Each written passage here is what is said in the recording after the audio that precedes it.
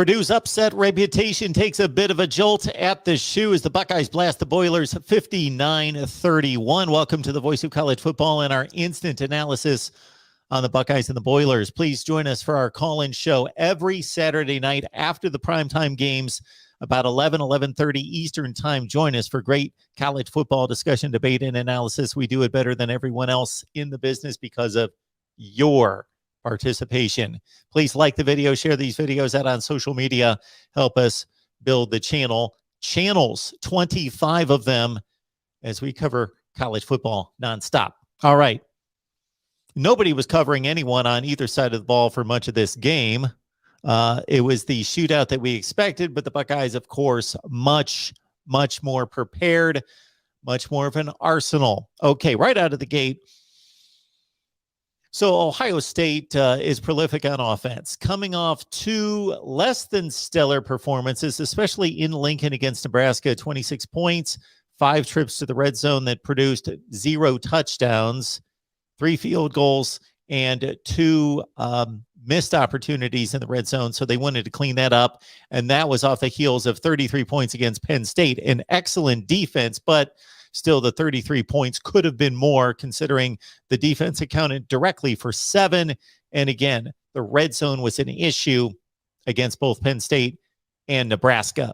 Not in this one. Combination of the Buckeyes having it all together on offense and Purdue handing them a number of miscues.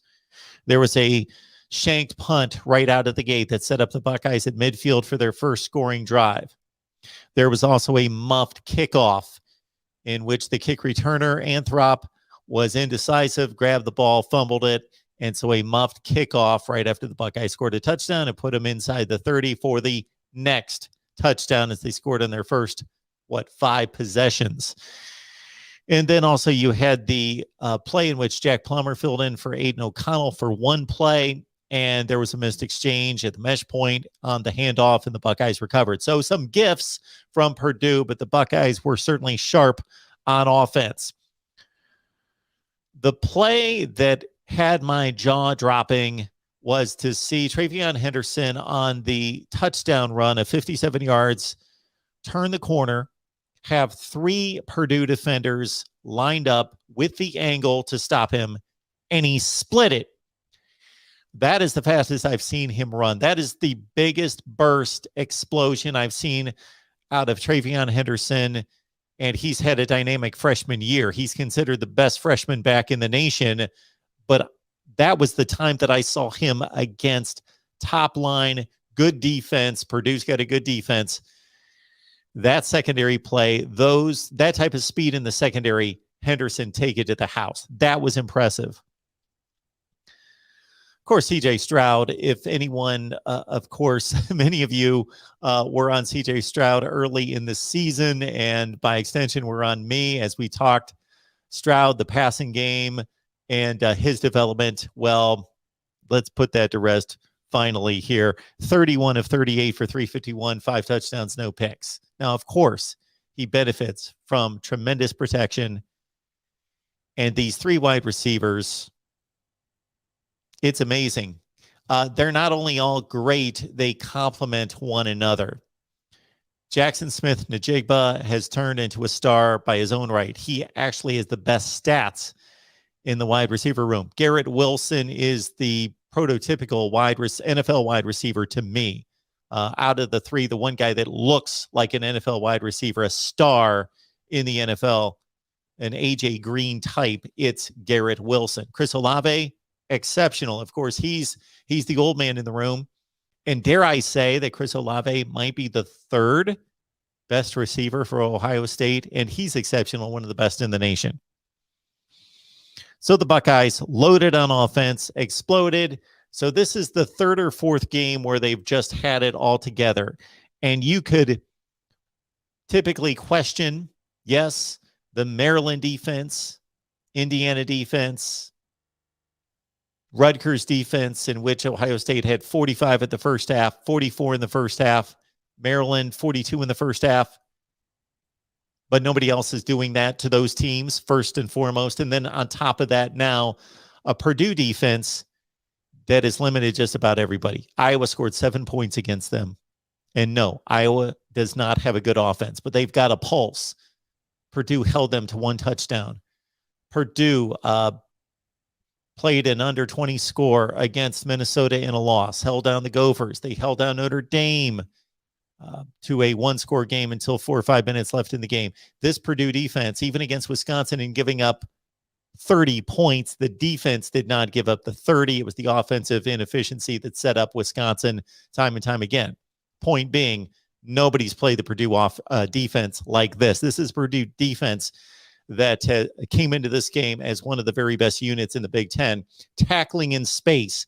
But tackling in space against these guys was tough to do. Miyan Williams, the bowling ball. I saw one of the more impressive, and it's always fun to see this when you see a back go into a pile and he's able to just fight and push and push. And now that the offensive players, by rule, are legally able to push the running back forward, then you get sometimes these 10 and 12-yard runs just on rugby style plays. And we saw that with Miyan Williams, and we saw him just continually just run into guys and run them over. 14 carries for $117 in relieving Trayvon Henderson. George Karloftis, the Purdue All-American 5-star coming out of high school, who's lived up to the hype and been just a tremendous player. Well, Ohio State was effective in neutralizing him, certainly, as the Buckeyes offense took off. Again, 45 points in the first half against a really good defense. They took the air was taken out of the stadium in the third quarter. When the Buckeyes had a 28-point lead and then a 35-point lead, you could just feel they were back to where they were against Indiana and Maryland and Rutgers, in which they just cruised to the win. But against this Purdue offense, Caden O'Connell, wow, another great day from him. 40 for 52 for what? What did he throw for? 330, 4 touchdowns. So they couldn't rest easy. And so they kicked the offense back into gear, scored a touchdown, could have scored late to put up 66. Buckeyes win. Now let's look at this home stretch of games. Only 2 left in the regular season. The team up north and their neighboring school. We know what the deal is there. Ohio State might be facing the 2 best teams in the Big Ten the last 2 weekends of the season. They've already had a brutal stretch with Penn State, Nebraska, and Purdue. Now it's Michigan State, Michigan, and a Big Ten championship game if they can complete the run here. So your thoughts about the Buckeyes? I've expected this team to win the Big Ten championship from the offseason. I've seen nothing to think that they won't, although Michigan State is certainly going to be a challenge. They got off the deck today to defeat Maryland in convincing fashion, and we saw Michigan finally go on the road and beat a ranked team as they dumped Penn State 21-17. It wasn't easy by any stretch, but Michigan finally gets the monkey off their back, or Harbaugh in particular, the monkey off the back against ranked teams on the road. In terms of the Ohio State defense and coverage, the coverage was much better in the first half. They kind of let off in the third quarter and gave up big plays.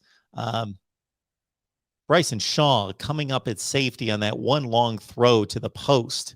I did not understand what he was doing there, and he gave up another touchdown there. But in particular, Denzel Burke continues to impress in the matchups that he had against David Bell. He played well. The coverage, again, in the secondary in the first half, after the first Purdue touchdown drive, was pretty darn good. So the Buckeyes improving, still need to get better on defense. This was not a defensive effort that you could match up against Wisconsin's defensive effort against Purdue by any stretch. But then again, Wisconsin's not putting up 59 against Purdue. That's the Buckeyes. Michigan State will be something to behold, of course, next weekend. Join our call-in show on Saturday night after all the primetime games, and we will talk it up right here at the Voice of College Football.